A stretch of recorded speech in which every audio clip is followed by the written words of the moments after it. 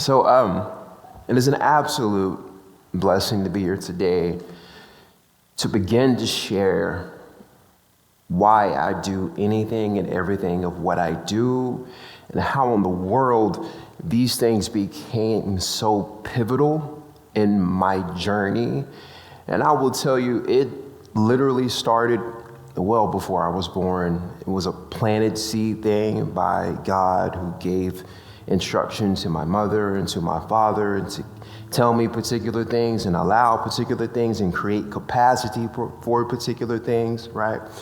And I am simply going to start with a story of when I used to ride in the passenger seat of either my mother or either my father's car or truck and simply do this with my hand. Well, you can't see me over there, but simply do this with my hand, right?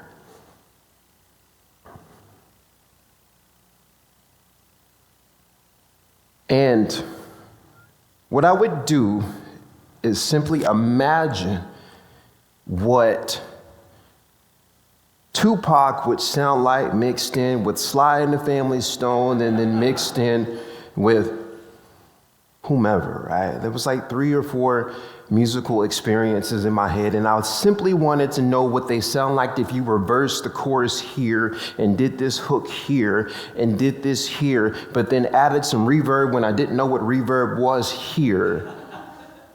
And I was 4. And when my parents would ask me what I was doing, I don't even remember if I would tell them or not. I don't know. That was a long time ago, right? But that seed was remarkable, but then even continuing after the fact, the gift of celebrating that seed through my mom allowing me opportunities and my dad allowing me opportunities. Like my mom literally allowing me to beat on her pots and pans that I threw out of the cabinet at the age of 2, but then also allowing me to do that for an hour every single day. Y'all know I annoyed the living mess out of her. She took one for the team, man. You want to talk about sacrifices? Good Lord. But somehow I kept playing pots and pans until like the age of 12. Like I'm 12, like I'm seemingly bigger than 2 and still playing pots and pans, right? I want to go back to doing this in the vehicles. And I want to talk specifically about what that looked like for me cognitively, or in my head, or neurologically, or just simply my thinking process behind what this was, or what this is, or what this will be, right? And I want to discuss the fact that, anybody who does or has seen a music producer sit down and produce music, they are looking at a screen or a computer and looking at what's called a DAW, which is called a digital audio workstation is the acronym, right? And you know that all of the instrumentation is coded by colors, right? So maybe you code the drums blue, maybe you code the guitar red, maybe the bass guitar is yellow. I don't really know, it's your personal preference, right? And as I just began processing what that system looked like, as I recognized that for me, there was a gift that allowed me to realize the connection between colors and things not being so black and white, and neuroplasticity, which is problem solving due to your ability to handle resiliency and pain. And it's absolutely insane. Nobody do that Cypress Hill song right now. I guess that wasn't as funny as I thought it was. It's okay. It's fine. It's fine. It's fine. It's great. Going through my life's testimony. And just realizing that I was afforded the opportunity to realize that colors were there for a reason in my life. So because it allowed me to see between the gray areas and allow myself to identify that there are more than one way to create a solution for an issue or a problem or a barrier that may or may not exist. I say may or may not exist because seemingly you can allow yourself to miss the opportunity to have to go through problems if you have a higher amounts of problem-solving skills and repetition in your practice, right? Simply put, simply saying, right? If you eat vegetables, you're healthier. If you eat cheesecake, I love cheesecake. Then you still have to eat vegetables so that you can become healthier after you've become non-healthy. It's a dang shame I can't just eat cheesecake forever. We're going to have a poll at the end of this service that says, what's your favorite flavor of cheesecake? All of them. That's the answer. All of them. That is the answer, right? So, check this out. If at some point in time, God gave me the gift of a hand drum. This is like on surface level, looks more simplistic than a drum set because you can play all of the toms on the drum set. They are there for you to have different melodic tones.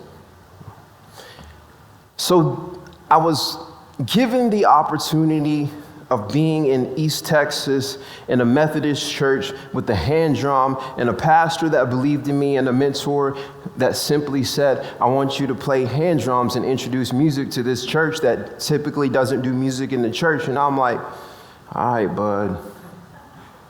That's his name, bud. So what I've learned through playing hand drums is, because typically, people look at a hand drum and are like, oh, it's just one tone. It's just one note, right? It's just this.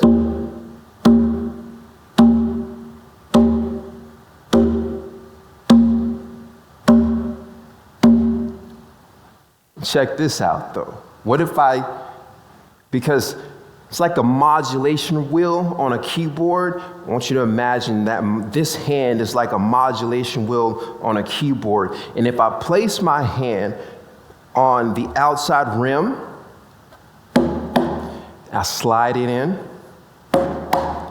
I slide it in. And I slide it in. What if I just do that in modulation all the way through? All right? So, at some point in time, I put the pieces together. And due to trials and tribulations where I moved off to Dallas, Texas, and went to music production school, specifically in Irving, Texas, and I spent a lot of time drinking a whole bunch of alcohol and smoking a whole bunch of weed and DJing rave clubs and just being in this circle to where God met me in this place and just completely shifted my whole entire life and put me back in Longview, Texas. Oh my gosh.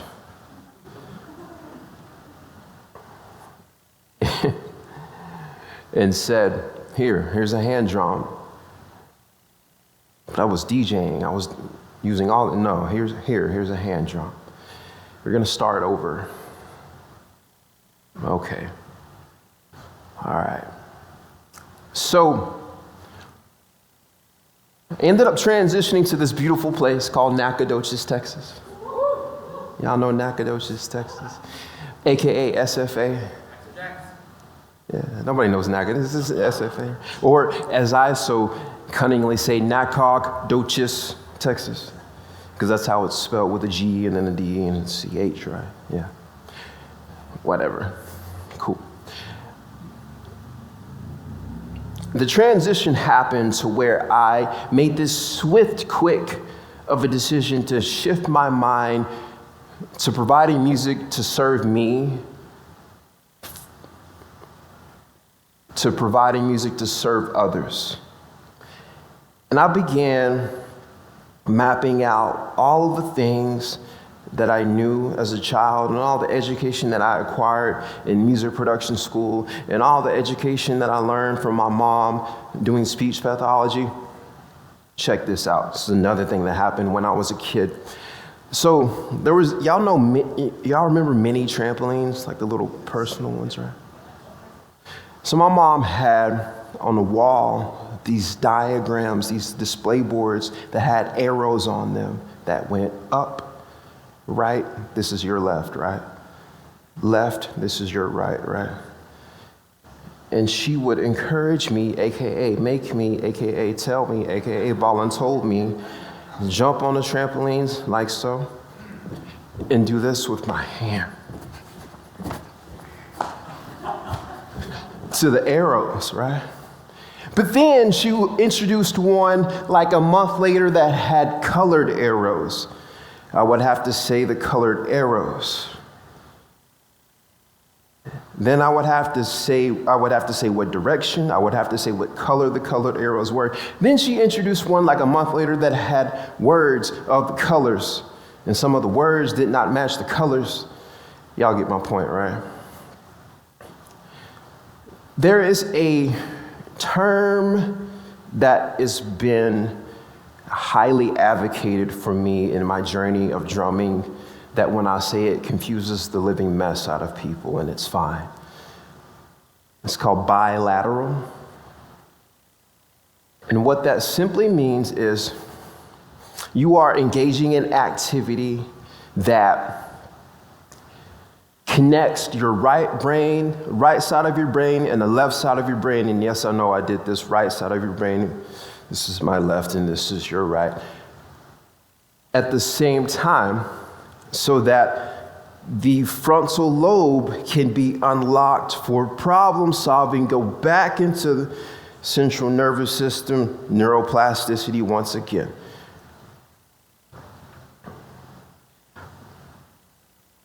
Why is this important?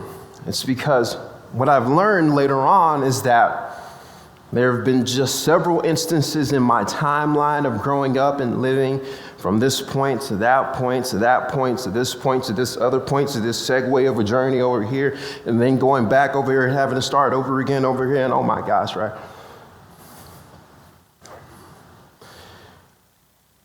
That led me to put all the pieces together right here.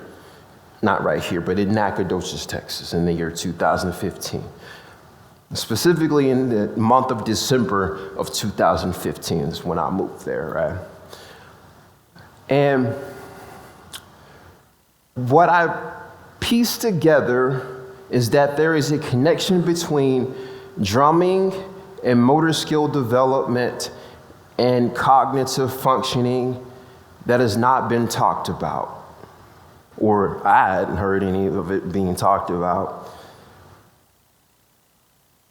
So I began this journey of education, of instructing, of teaching, of giving and receiving at the same time. And what a journey it's been, right? Because the same really ridiculous display boards that go right, left, up, they don't go down. That's a little crazy. How you gonna put your hands down? But you know, whatever.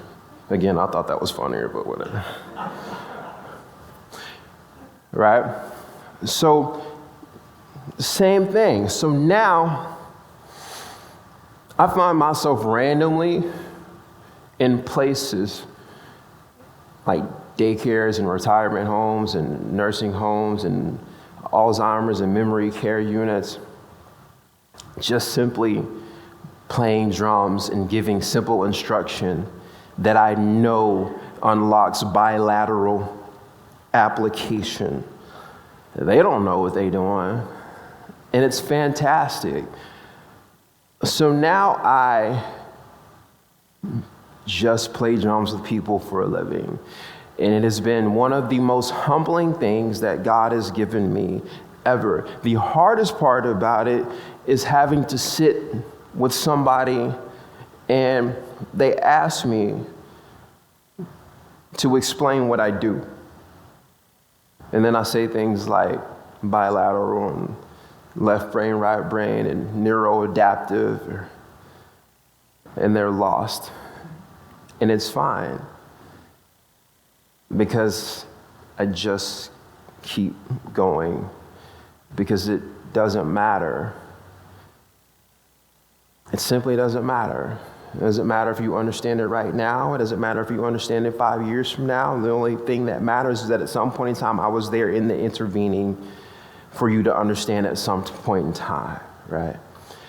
So the theme of my presentation today is colors, because as I was reflecting and preparing, I simply remembered that one of my favorite music artists produced an album in the years of 2004 or something called Colors, but it was spelled with a U.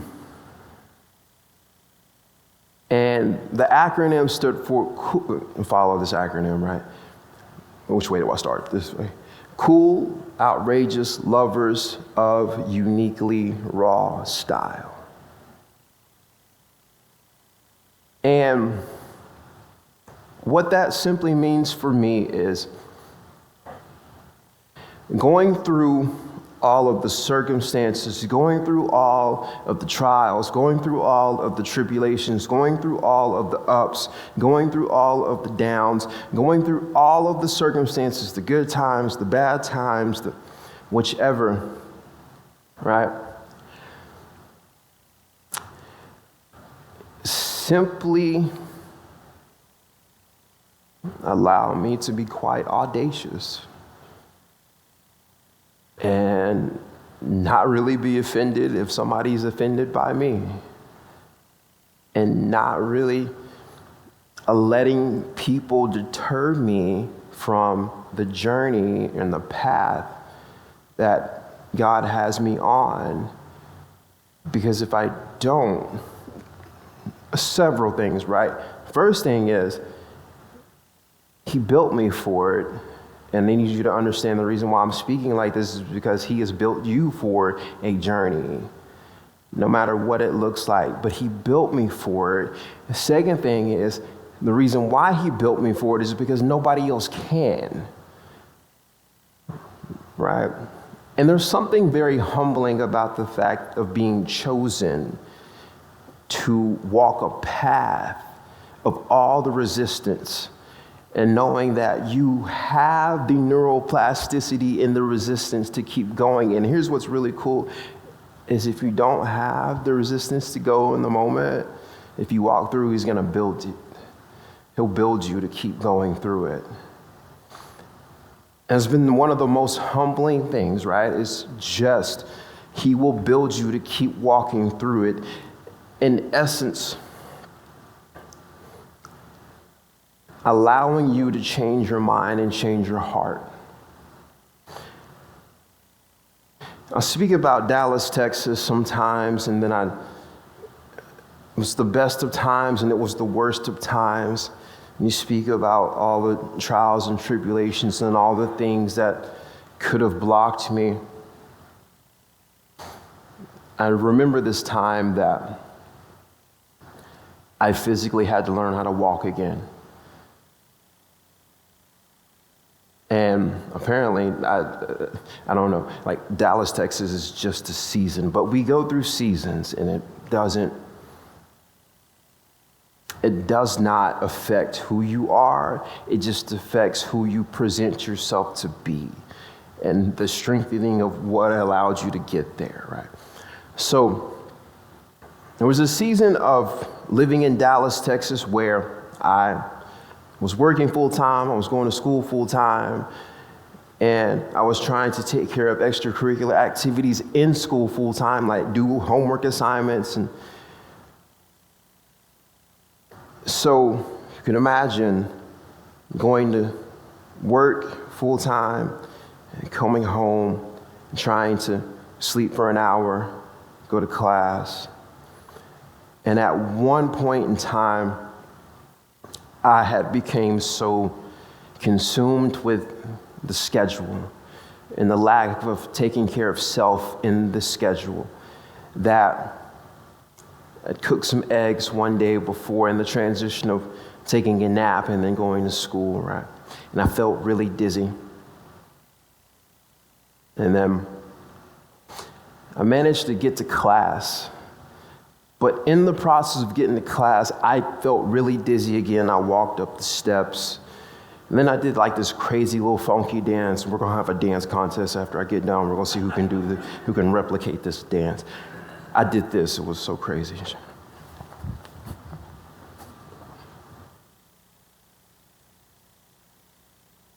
Then I managed to gather myself and get to my feet. But then I did that dance again and it looked like this.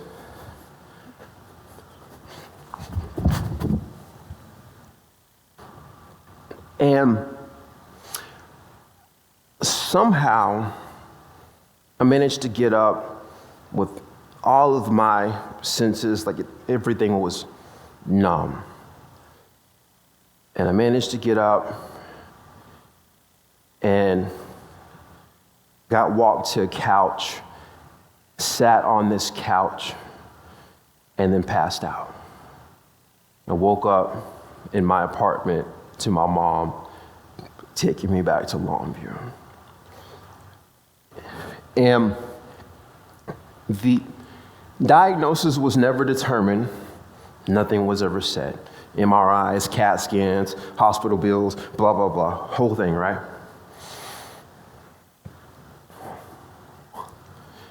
I managed to get back to Dallas, and then I woke up 10 days later, and I'm already having to learn how to walk again because I've not gained anything back. Like I'm walking very staggered, like I'm like this, right? Just everywhere. So I'm having to regain my strength and relearn how to walk again. But I wake up 10 days later, and now my vision is gone. It's not completely gone, but it's to the point to where it's just really blurry. And I can't make out very much of anything outside of the things that I am just already knowing is there, right? And I have to wait for my vision to come back or figure out what that looks like. So now I'm eating a bunch of carrots. Because I hear carrots, right? Because I hear carrots fix your vision. I'm eating a bunch of carrots. I'm eating a bunch of yogurt for my bone density, right?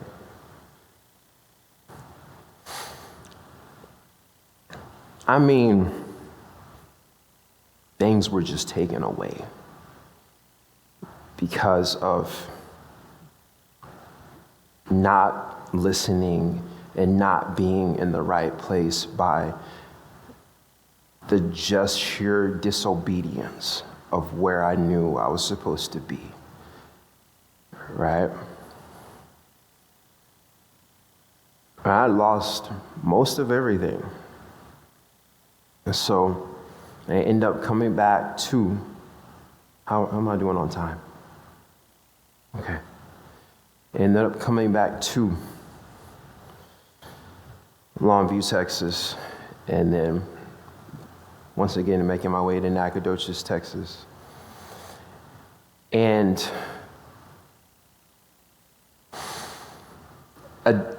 8 years of becoming a hand drum educator, not a drum circle facilitator, has been my mission of teaching and restoring my soul so that I can restore the souls of others through simple identifying frequency and rhythm and problem solving through drumming, right? So now, y'all ready to do some drumming? Yep. Okay. Are you gonna drum with me? Okay. Can I drum by myself first so I can show y'all what it looks like? Because it's about me, right? I'm glad somebody else does.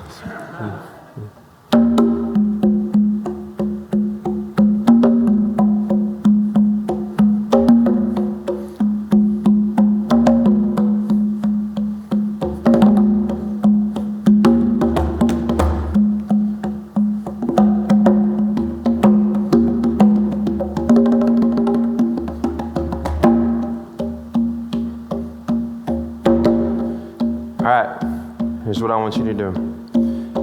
I want you to catch these two notes. Those two right there. But the only drum I'm gonna play these two notes on is this drum. I'm gonna transition to this drum for the other ones. Ready? Ready? Good.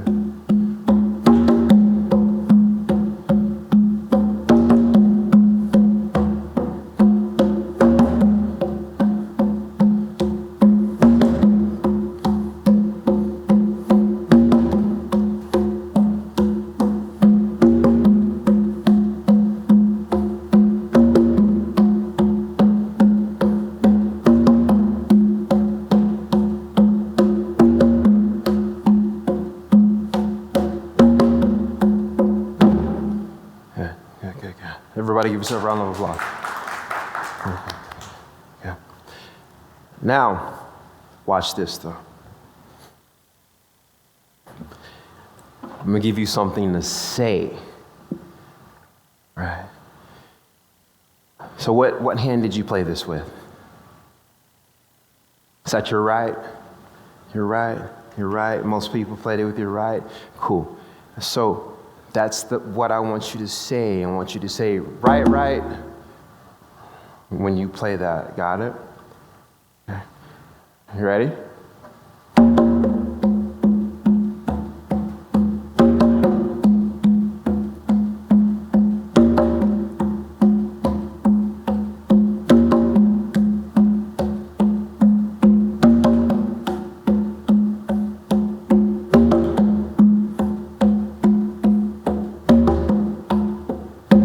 Good. Now, I'm going to add a part to it. Do this. I'm going to add that right, right, and then I want you to go left, left. Your part is this. We're going to add two more of those notes to it. We're going to go. I'm going to slow it down. So you're going to go right, right, left, left. Right, right, left, left. Right, right, left, left. Right, right, left, left. Got it? We'll keep going.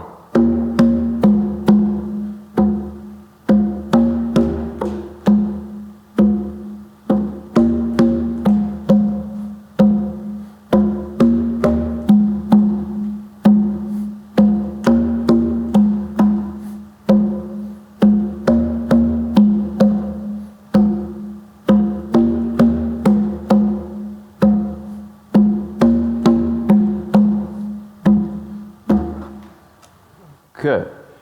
Now, place both your feet on the ground. And as you're saying right, right, left, left, and playing with your right, right, left, left hand in correspondence, I want you to tap left, left, right, right with your feet.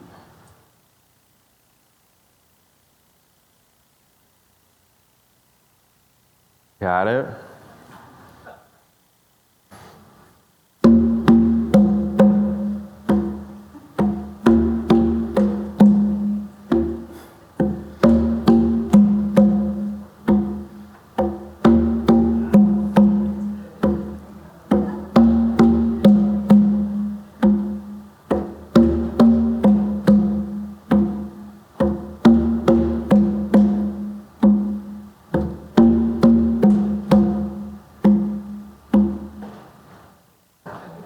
How was that? Absolutely terrible, right? Yeah, it was terrible. That was a little mean, I must say. It was a little mean of me. I apologize. Not really, I don't apologize. I mean, I'm audacious, why do I apologize? Yeah. So, it's been a joy.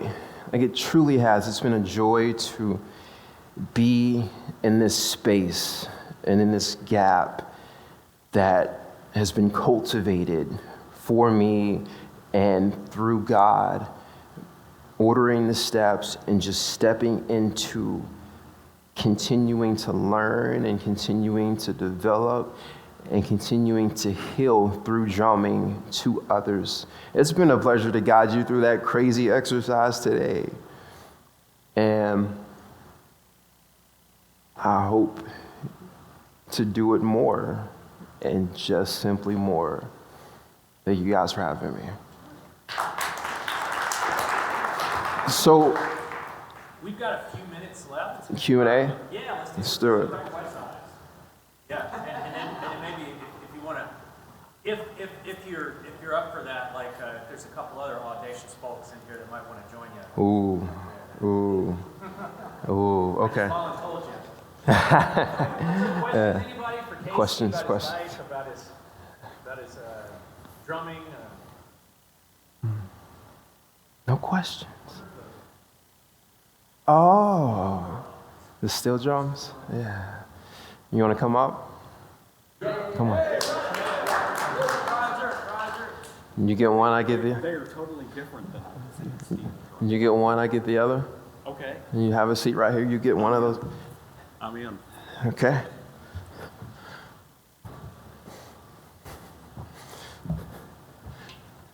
Oh, let's have a seat. Come on. We'll sit right here. Yeah. So these are called hong drums, except they're spelled like hang, H-A-N-G. There's some other stuff too.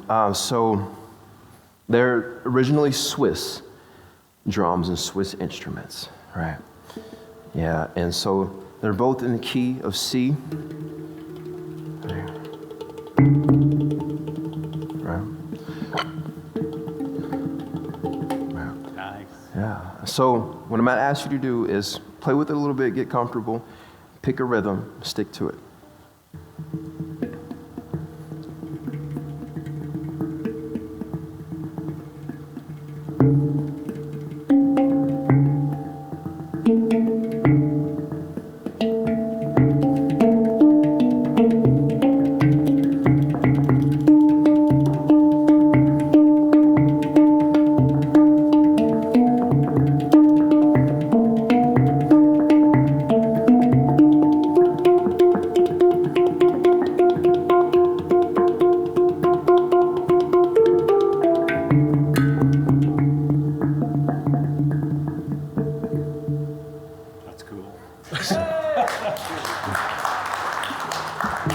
Nice. Thank you.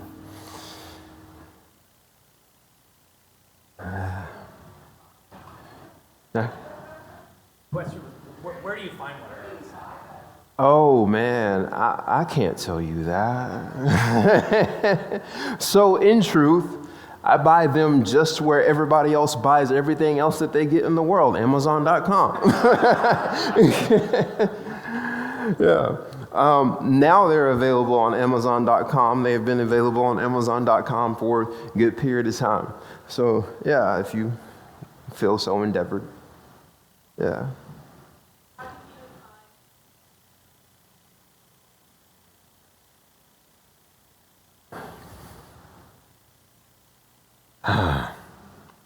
I don't think I've ever been asked that question.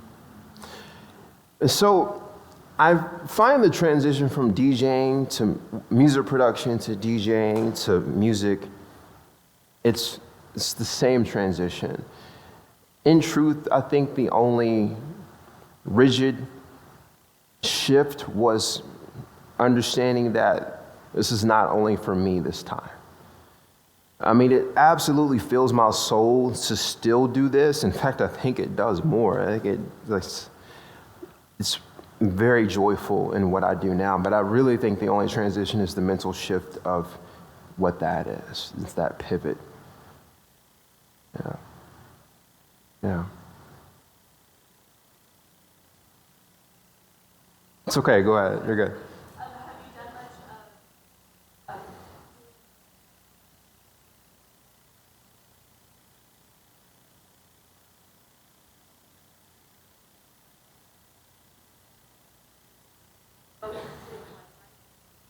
Yeah. Yeah. So I have no. So everything is within my brand of Avenue Speak LLC. No, everything, I mean, drumming, music, writing workshops, I do it with some mentorship as well. Everything is within that. I think my whole entire life is within that.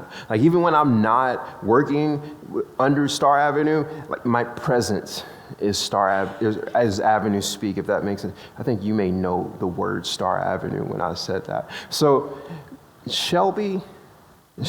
Shelby informed me that she met me in Nacogdoches, Texas, when I started the brand Star Avenue, which is a nonprofit that exists in Nacogdoches, Texas, that the logo is on this drum right here. So that was really awesome experience and exchange of dialogue for us to have. So. I've got a couple questions. If anybody else has one real quick? Yeah.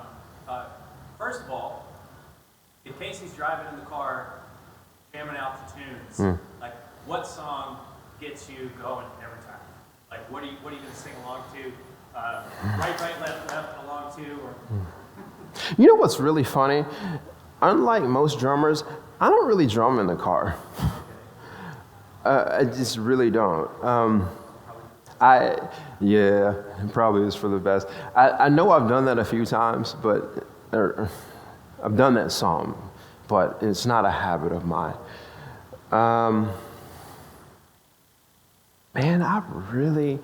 There's this band called Sigur Rós, and those of you look them up, right? Like I'm really into Sigur Rós, like seriously into Sigur Rós. Outside of that, there is a mentor of mine that I've never met. It's what I call third-party mentor. He's a musician. He's a rapper by the name of Nipsey Hussle that I absolutely adore and love. Truth, I probably listen to a lot of Gary Vaynerchuk or another guy named Elliot Holst. I listen to a lot of podcasts that kind of give me that inertia or that feeling. So yeah. We'll have to get you to curate a special playlist for us. Maybe we can talk about that afterwards. All right. Okay. 2 songs per artist. Okay. Okay, so another question that I would have is you've referenced multiple times about just the trials and tribulations that you've been through. Yeah. You've been resilient through it. Right. Like in the context of your drumming workshops or just face-to-face, you run into somebody that is in some level of trial and tribulation that is like, look, Casey, I'm just ready to give up. Like, what do you say? What do you tell that person, either with reference to your life or with your story? I know there's no way to condense that into just a couple words. No, there's not. Yeah. But let's say I was asking you that right now. Yeah. And life is overwhelming. Right. I just want to give up. Right. I would tell them 2 things. I would tell them, number 1, go to your room. And I would tell them, number 2, write this down, which is a whole nother conversation. But I'll condense it. So I have a career as a licensed chemical dependency counselor. And during this scope of providing substance abuse treatment, I managed to have these 2 really simple rules for emotional regulation or rules for mental chaos, right? And it is the simple idea of going to your room and writing as much humanly down as you can, whether it's you're hungry, whether it's you want to punch somebody in the face, whether it's I can't believe they said that to me, whatever, because they're your thoughts. And I simply am a huge fan of championing the fact that it's okay to not feel okay today. And it's okay to have these thoughts of whatever they are because they're my thoughts. But if I don't create a space of understanding and identifying that they are there and what they are, then they overcome me. And so your room typically is a space that you have cultivated, that you are safe in, processing, writing things down. And sometimes that may take some time, but how advantageous is that? So that's what I would tell them. Yeah. Yeah. Anybody else have any questions? Casey? Yeah. If no questions, what you got? You mentioned a couple different groups of people that you minister to, whether it's those with Alzheimer's or neurodivergent. What are some of the lessons learned from each, ways that we might be able to better relate folks in those circumstances? So musically, Yeah. or just ways that we can connect in a way that we might. Repetition is the key to life. But then even within that, repetition of habits that are outside of the box of thinking may be an answer to my issue or to my barrier that I might have not thought of. So it's the creative thinking of how do I identify things that I've not tried and that I've not thought of, and how do I seek those things, how do I find those things, if that makes sense. I hope that makes sense. A little bit. Okay. I was thinking of it more from as we connect with those types of folks, what are ways that we can, what have you learned from interacting or helping them with therapy Yeah. that we might be also able to, or at least be aware of? Listen well. And don't talk so much. Listen well and don't talk so much. Yeah. Listen with your heart, listen with your ears, listen with what you see, just listen. Yeah. A lot of times we think we have the answers and they're not fitting of that person's scenario. They're more a reflection of us. Yeah. If you guys have any, because I know a lot of times when we leave the presence of a conversation, we have a bunch of questions after the fact. If you have any questions afterwards, go to AvenueSpeak.com, message me, I'll message you back. My phone number is on there, you can text it. It's the phone that I take with me all the time. I'll do it. Yeah? Don't give it for Thank you. Casey. Okay, so when is you got a teen writing workshop coming up? When is that? I do. It is, what month are we in? It's October. That's next month, right? Okay. October 7th at the Foundry Coffee Shop. It's a writing workshop for teenagers. Yeah, it's an adolescent teen writing workshop where I go through emotional regulation and identifying things and a little bit of trauma, all the good things that they deal with that they don't have safe places to create and understand. It's also about uplifting and just simply being creative. It's a 2-hour sabbatical of all the things. It's at the Foundry Coffee Shop, 4:30 to 6:30. Absolutely no charge. Sign up at AvenueSpeak.com. Yeah.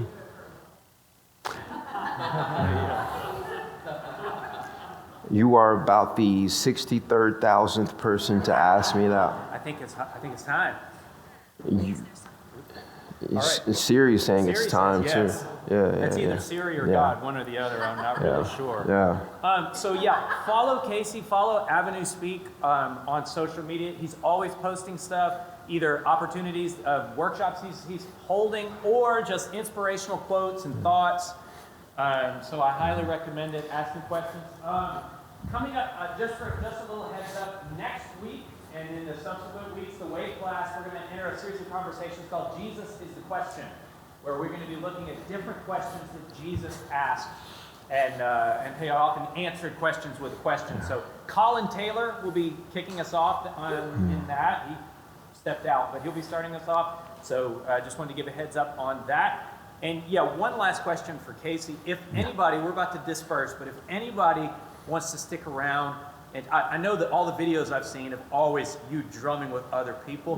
Do you have just a couple of minutes that a few other audacious folks might come up and drum with you? We have some drums in the back. If you'd rather us not touch your precious hardware, It's fine. that would It's be fine. It's So fine. if you got like 5-10 minutes once we dismiss, does that work? That works. Okay. That works. Also, if you guys are so technically inclined, I would like for you guys to go ahead and open up your Bluetooth, and I could just send some of you my digital business card.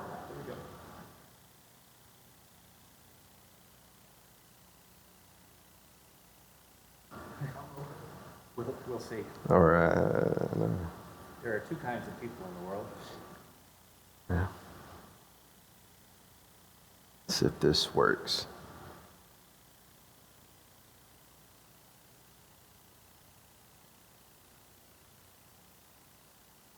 I got Shelby. There's another iPhone. No, Nate.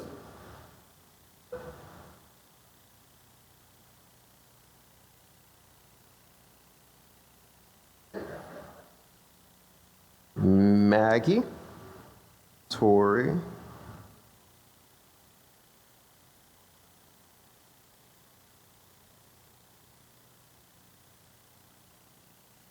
Huh? Okay. Well, I'll get with you. Yeah. Yeah. All right, well, Okay. good deal. All right. Okay, well, we are officially dismissed. Thanks again, Casey. Thank you. Thank you. All right. That was very well done, Roger. Very well.